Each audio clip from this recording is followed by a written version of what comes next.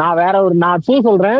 நீங்க 3 விஷயத்த 4 விஷயத்த டாட் பண்ணி பாத்தீங்கன்னா இது வந்து பாலிடிக்ஸ் தான். எதுவுமே வந்து எடுத்தவங்க கவுத்தவங்க எதுவும் பண்ண முடியாது. ஒரு டெசிஷன் பண்ணி போடுறாங்க அப்படின்னா நீங்க வந்து சவுக்கு போட்ட நியூஸுக்கும் இன்னைக்கு ஏடிஎம்கே எம்எல்ஏ வந்ததுக்கும் இன்னைக்கு அவர் போட்ட போஸ்டிங்க்கும் அவர் ப்ரோ, எப்படி நீங்க ரிப்ளை நீங்க கொடுத்திருக்காரு நீங்க அப்படிங்கிறது நீங்க புரியவங்க சவுக்கு கண்டிப்பா. வீடியோ நான் எல்லாம் வந்து கூட ஒதுக்கி சொல்ல வச்சுட்டு நான் நான் சொல்றேன், நம்ம எலெக்ஷன் வந்து ரிசல்ட் வந்து அண்ணன் பதவி எடுத்து ஒரு நாள்லயோ 2 நாள்லயோ நம்ம பேசுனது கூட இந்த மாதிரி அதிகாரிகள் எல்லாம் போற்றக்கூடாது, இவங்க எல்லாம் வேற டிபார்ட்மெண்ட், அப்பெல்லாம் என்ன நடக்கும்னு கூட நமக்கு தெரியாது. அந்த டைம்ல நம்ம பேசின விஷயம் தான் அதெல்லாம். ஆர்டிபி நான் ஒன்னே ஒண்ணு சொல்றேன்.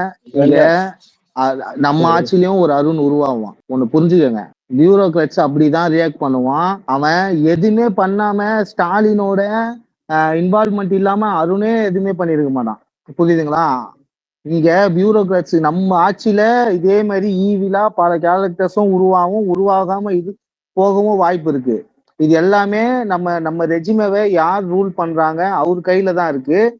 அண்டு ஏதோ சம்திங் இந்த இதுல வந்து சும்மா பிலீவ் இன் அண்ணா அப்படின்னு போயிடலாமான்னு தோணுது. இதுல பாலிடிக்ஸ் அப்படிதான் பாரு, இருக்கும். எனக்கு பிலீவபிலிட்டி எல்லாம் இருக்கு. நான் வந்து பிலீவபிலிட்டி இல்லைன்னா நான் சொல்லவே வரல. எனக்கு பர்செப்ஷனா இது வந்து எப்படி ஒர்க் அவுட் ஆகும் ஒர்க் அவுட் ஆகலைங்கிறது தான் இது. பிலீவபிலிட்டிலே போல யாருமே